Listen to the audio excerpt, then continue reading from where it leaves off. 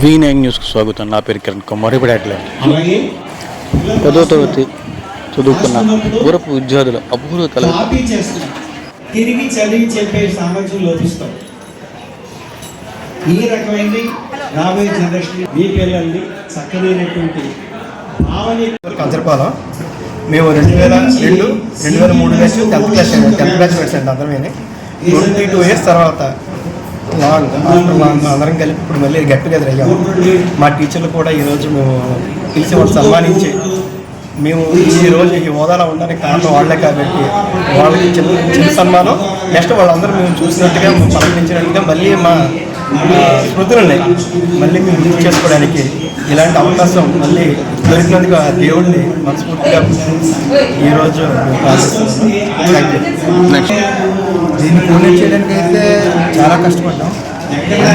చేసుకుని ఒక్కొక్కరిని అందరికీ అన్ని విధాల 20 మంది బ్యాచ్ కోఆర్డినేట్ చేసుకొని వీళ్ళందరినీ గ్యాదర్ మేము ఎక్స్పెక్ట్ చేసింది అయితే 100 వస్తారని ఇంకా అలా జాయిన్ అవుతున్నాం.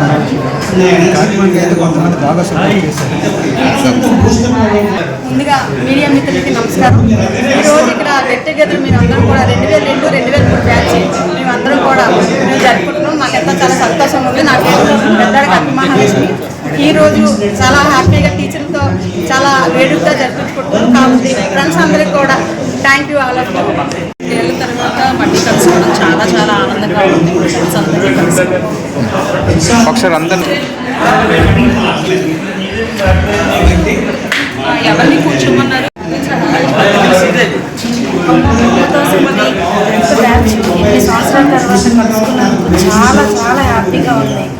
ఎందుకంటే ఇప్పుడు మేము దాదాపు మా పిల్లలు కూడా 13 to 12 years వచ్చేసారు. కాబట్టి ఈ ఏజ్లో కలుసుకోవడం అనేది చాలా సంతోషంగా ఉంది. ఓకే.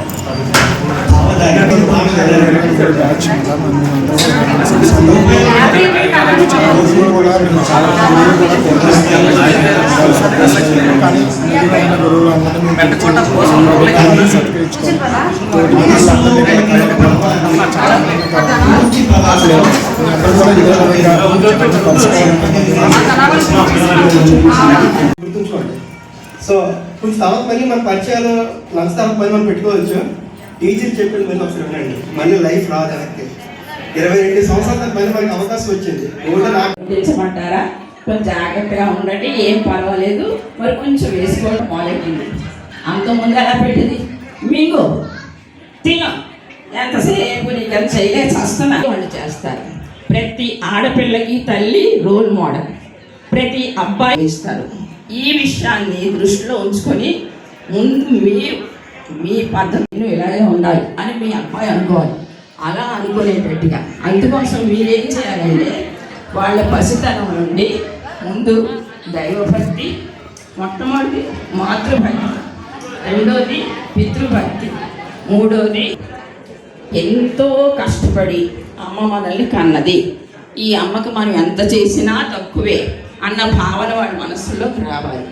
అది మాతృభక్తి. కథలు చెప్పండి. పిల్లలు కథల ద్వారా వాళ్ళ బుర్రలు మార్చడానికి అవకాశం ఉంటుంది. అలాగే దైవభక్తి. ప్రహ్లాదుడు కూర్చోండి. రాక్షసేశ్వర అంటే గౌరవ కథ చెప్పండి. దైవభక్తి చెప్పాలండి. అలాగే దేశభక్తికి